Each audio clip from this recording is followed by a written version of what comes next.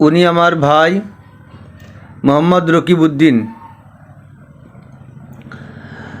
উনি দীর্ঘ 2 মাস হলো বাসা থেকে চিল্লায় যার নাম করে চলে গেছেন।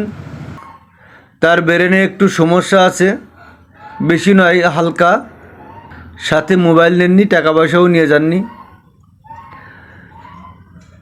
এমত অবস্থায় তাকে অনেক খোঁজাখুঁজির পরেও পাওয়া যায়নি।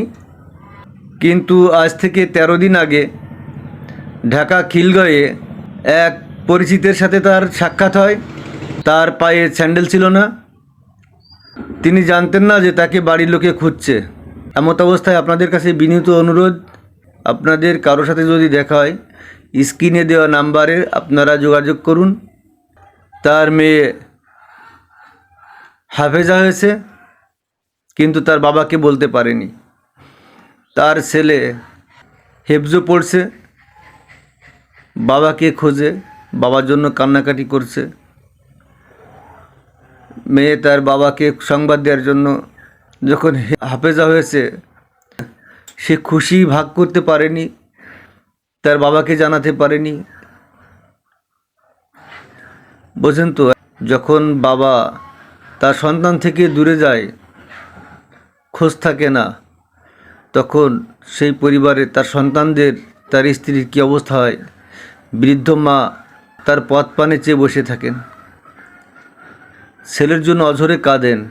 আপনাদের যদি কারো দয়া হয়ে থাকে, প্লিজ ভিডিওটাকে শেয়ার করেন, রকিব ভাইকে পেতে সাহায্য করেন। যারা যশোরবাসী, তিনি আপনাদের যশোরেরই সন্তান, বাঘারপাড়েরই সন্তান। আর যারা খিলগাঁও বা আশেপাশে আছেন, হয়তো উনি খিলগাঁও বা আশেপাশে কোনো এলাকায় আছেন, মসজিদে থাকার সম্ভাবনাই বেশি। প্লিজ আপনারা একটু শেয়ার করেন। আর একটু এরকম যদি কাউকে দেখেন, অন্তত জিজ্ঞেস করবেন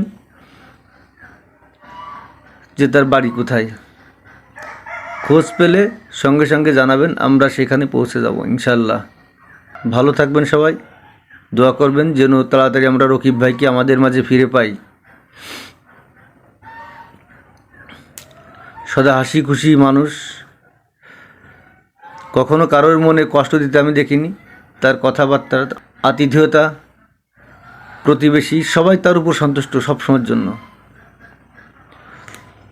খুব ভালো মনের মানুষ একজন। আর তিনি সবসময়ের জন্য ধর্মকর্ম নিয়ে ব্যস্ত থাকেন। প্লিজ একটু দেখেন আপনারা সবাই।